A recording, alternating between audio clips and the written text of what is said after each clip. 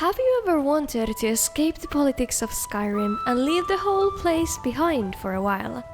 Conveniently, I know just a place where you can finally be completely alone in, exploring the land and, most of all, focusing on the survival aspect of the game. I'm Bard's college graduate at your service, and without further introduction, welcome to the wild land of Chanterelle.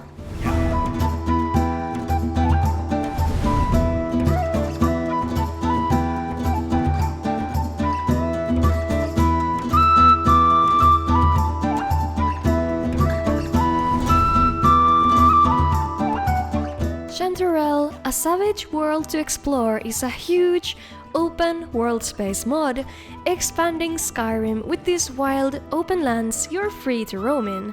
The main focus of Chanterelle is in survival and exploration, as you're encouraged to use this mod with Campfire, Hunterborn and Frostfall that enhance this experience by a mile.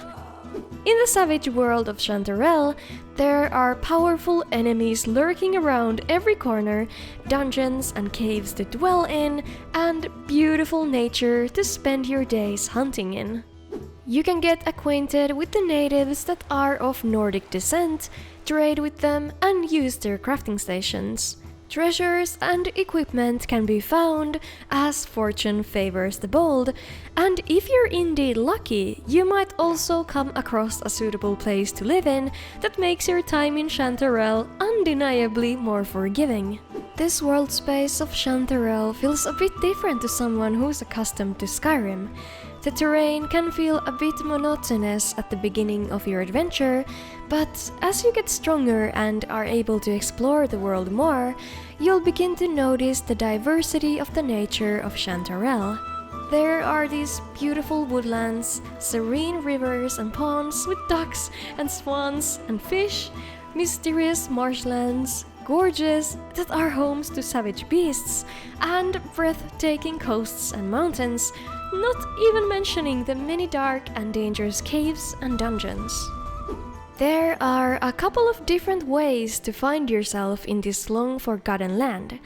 First off, you can just walk over to Chanterelle from 3 entrances through the Falkreath Hold, Cracked Tusk Keep, or the Bile Gulch Mine. Or, right next to Helgen, there is this curious travel agency, and using its services is a sure way to start your experience right in Chanterelle. After you choose your new beginning in this world, all of your items will be brutally taken away, and you're left with nothing in Chanterelle. This is the best way to experience this mod, starting out with nothing and learning to survive as you go. But before you begin your Chanterelle adventure, I'd like to remind you to have mods like Campfire and Frostfall installed. In fact, there is a list in the mod page linking all the mods that enhance your experience in this world.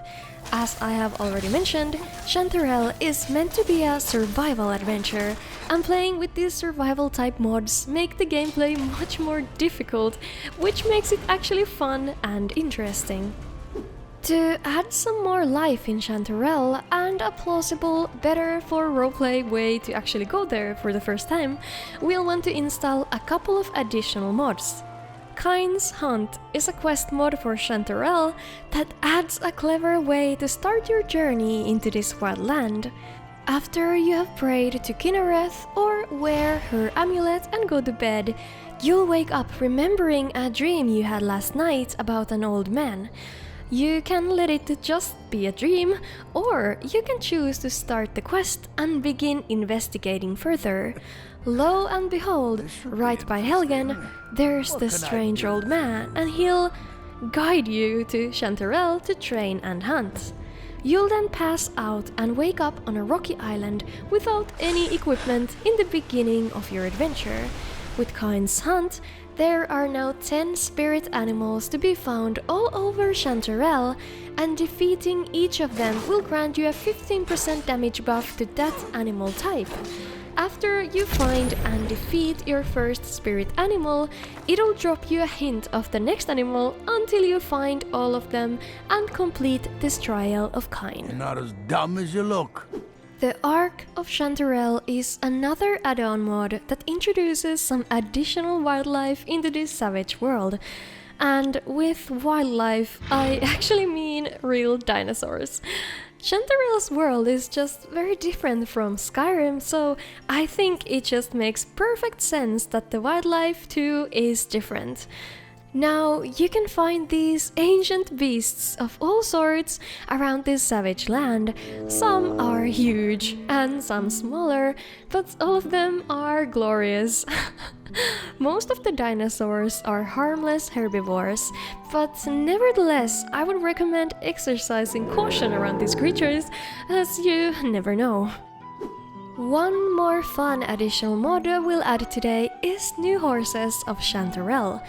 This mod populates the world of Chanterelle with over 400 wild horses that now roam this vast land. They are wild but tame, so you can ride them all across the area, even take them to Skyrim if you wish to do so. These horses are pretty strong, so don't worry about their capabilities fighting any enemies, they'll be just fine. Now we have our sweet four-legged companion with us on our travels. How lovely is it not being completely alone anymore? There's also alternative start mods available for Chanterelle, which I'll link in the description, but that's it for the additional mods. I was thinking that you might also be wondering about the lore of the land. How does Chanterelle fit in the Elder Scrolls universe? And, what even is this world in the first place? It is, of course, set in Nirn, but this land has been long lost and widely undiscovered. You can find some lore pointers in the environmental storytelling, for example, about these Imperial scouts being sent here to build an outpost, but ultimately were left to their early demise. Somewhere in eastern Chanterelle, you can find an odd East Empire company building built by a brave trading traveler looking to build his home and shop here, but he's, sadly, also found his end in this strange land. I find it really curious how he built a ship on this pond. It seems like he went mad a long time ago. Under this trapdoor, you'll find probably the coziest player home in all of Chanterelle, a perfect hideaway, and, on top of it, lots of useful gear to go with it.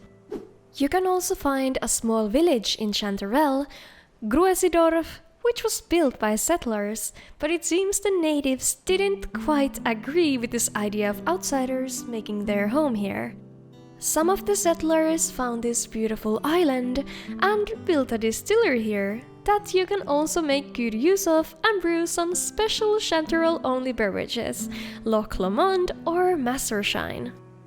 In the mod, there are no quests in the classic Skyrim sense, but you can find these birdhouses in different places that contain some curious books. Reading through these books, you can find many clues for you to seek some precious items, locations of great importance, or powerful weapons. So, no quest markers, no quest journals, only these clues will help you discover the secrets of Chanterelle. All I can say here is, good luck, my friend! In addition to this huge world space of Chanterelle, I'm not sure how I should put this, but there's another world space altogether. The whole of the Mountain King, the tribal land, is a home to even more enemies, survival, and of course, beautiful nature, and you can pass over it through the western points of Chanterelle. But that's all for you to discover on your own.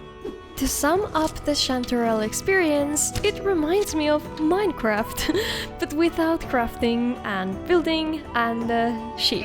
But other than that, it really feels like Minecraft in the sense that you have just been dropped into this massive place full of dangers and possibilities, free to make the experience completely your own in this foreign land. A strange comparison, maybe, but that's how I would sum it up. This video was co-produced by Ryan Ulrich, Sphinx, Dodepunker, Jacob, and the Panicked Monk, as well as my other Patreon supporters, whom I appreciate so much with all my heart. If you want to support the channel and gain access to extra content and the upcoming face reveal video, check out patreon.com/bardcollegegraduate or consider joining as a channel member. Thank you so much for watching the video. Take care and see ya!